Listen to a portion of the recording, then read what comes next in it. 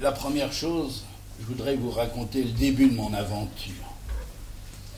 Elle s'est passée en 1945. Je débarquais dans la petite gare de Grainville-Imauville. C'est une gare à voie unique. Les trains y sont rares, sauf à l'époque des bêtes. L'employé de la gare, quand je lui ai demandé mon village, où j'étais nommé, m'a dit Étoudray. Alors je suis sorti, j'ai pris le premier chemin en cavé et j'ai marché. J'ai marché longuement.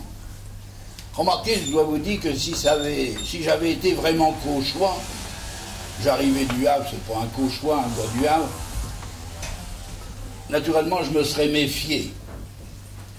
Parce que si vous connaissez une route Toudray en pays de Caux, vous allez me l'indiquer.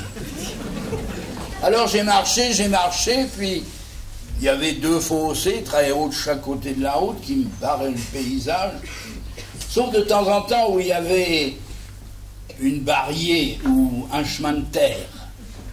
Alors là, le fossé s'abaissait jusqu'à la route, puis je découvrais le pays de Caux, légèrement vallonné avec de place en place, des touffes d'arbres, les cours masures entourées de leurs murailles de verdure. Mais il y avait une chose qui m'inquiétait. Vous avez dit, ça, on s'en fiche, ça ne nous regarde pas, ça. Mais oui, mais moi j'étais curé. Il n'y avait pas de clocher.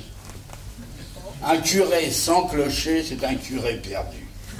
Alors j'avais beau guetter à droite, guetter à gauche, il n'y avait pas de clocher du tout. Sauf, sur Beaumont, il y avait un derrick. Non, il n'y a pas de pétrole, mais il y avait un derrick que le cultivateur du coin appelait la Tour Eiffel. Et il recevait des cartes, Monsieur Jules Le Breton, fermier de la Tour Eiffel. Mais moi, je ne savais pas ce que c'était, je voyais ça dépasser des arbres là-haut, au-dessus de la colline. C'était tout. Alors je commençais à m'inquiéter. Je me dis, mon pauvre vieux, tu t'es trompé, c'est sûrement pas par là. Quand tout à coup, aux quatre chemins, j'ai aperçu dans la plaine, planté au milieu de son troupeau de moutons, un berger. Un berger est un berger. Il était là. Je me suis avancé vers lui. Il n'a pas bougé. Un cauchois ne bouge jamais. C'est pour lui qui viendrait devant de vous. Il vous attend. Et vous qui le dérangez.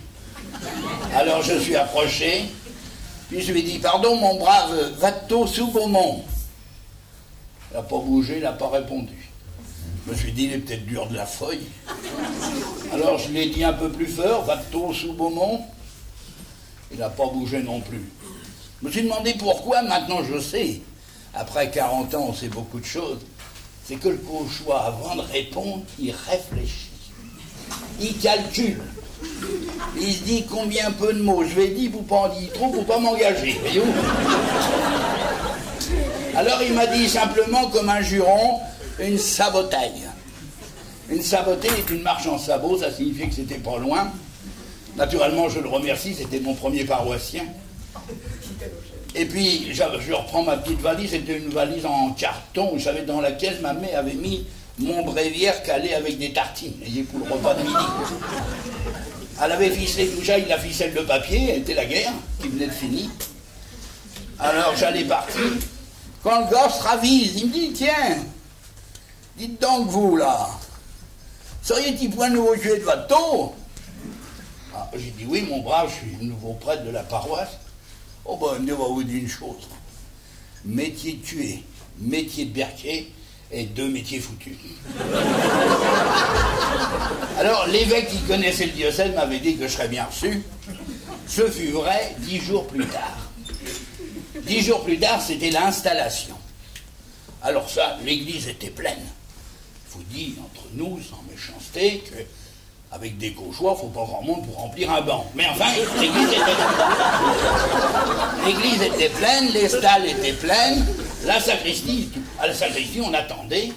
Il y avait à l'époque, les jeunes, ils ne savent plus ça, les chantes en soutane noire avec leur surplis. Il y avait les petits gosses en cota et soutanelle rouge.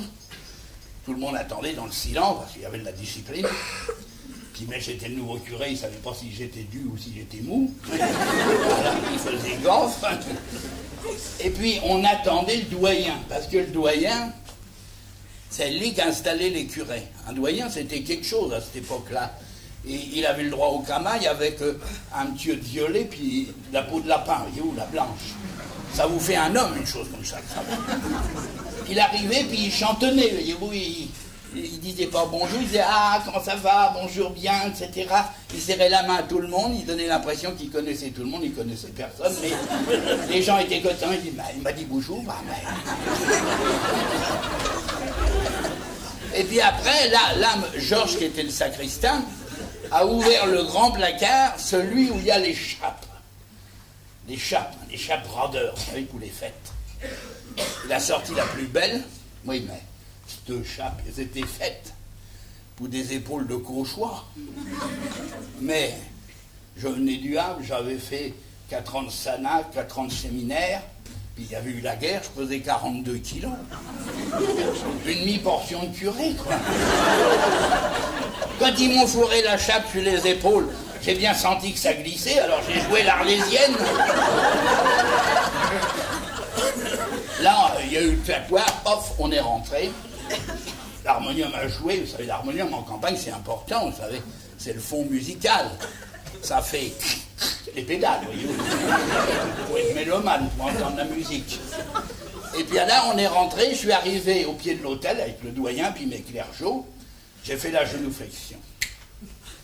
Non mais réfléchissez un peu, j'ai fait la genuflexion, j'ai pensé au bon Dieu, j'ai oublié la chape. Elle est restée diguée en l'air.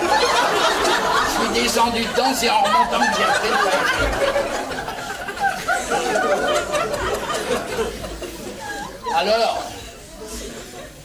Alors après, il fallait entonner, parce qu'on chantait en latin pour que tout le monde comprenne. Et alors, j'ai entonné, c'était l'asperges. Oui, mais moi, avec mes pneumos, j'avais une voix de sous-marin qui cherche. Ça donnait... Non, mais écoutez bien, je vais vous allumer. Ça donnait... Asperges, mais... Ah, tiens, eux, ils ont pris fort derrière, ils avaient moitié pendant toute la guerre. Quand on est arrivé à la fin, il y avait l'orémus. Moi, j'avais les mains jointes, les yeux fermés. Orémus. Oui, tiens, qui derrière qui c'est qu'on met.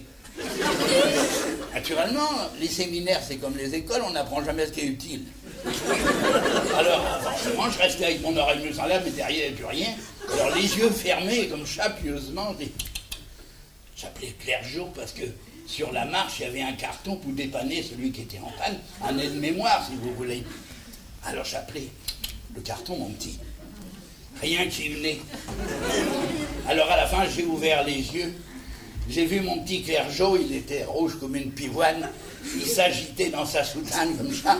Il m'a regardé avec des yeux malheureux. Puis il a éclaté, il m'a dit « Monsieur Thieu, ne peut point vous le donner, il y a un qu'un qui l'a manqué. »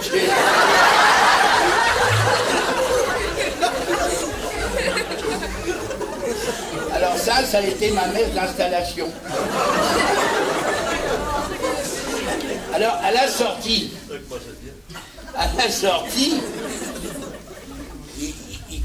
les gens, quand ils sortent de l'église, vous savez où c'est qu'ils vont? Au café en face. Alors, tous au café, ils touillaient les dominos, puis ils disaient « Ah, qu'est-ce que t'en penses? Oh, mais ça, on verra l'usage. » Puis il y a ceux qui disaient « Oui, mais il allait pas trop bête, il allait naver là-dedans, mais il n'a pas de bois. Hein. » Puis il est plutôt maigre, avec le vent qui souffle sur le plateau, il ne va pas rester longtemps. C'est ça qui les gênait, parce que je vous le dis entre nous, le presbytère en 1945, il était occupé par des réfugiés. Des gens qui craignaient les bombardements, puis qui venaient là, on les avait mis là-dedans, puis qu'il n'y avait personne. Puis il fallait les faire partie pour mettre le curé. Ça pose des problèmes, alors on reporte toujours chez nous, on ne dit pas, tiens, on pourrait faire quelque... Non, rien, on attend, on dit on va Véchin. C'est bien que ça traînait. Et puis si on les mettait dehors, ces pauvres gars, si on leur trouvait un autre lieu, puis qu'on mette le curé, il fallait faire des réparations, parce que les Allemands avaient pas mal saccagé. Dites, les réparations, ça coûte. Allait-on gabillonner l'argent de la commune pour un curé qui allait même pas rester? Alors chez nous, ben, ils ont eu une idée. Ils ont trouvé 3 pièces, puis ils m'ont mis dans un presbytère provisoire. Et maintenant, il y a 40 ans que j'y suis, non pas dans le presbytère provisoire, mais dans la commune, j'ai tenu, puis j'ai pris racine.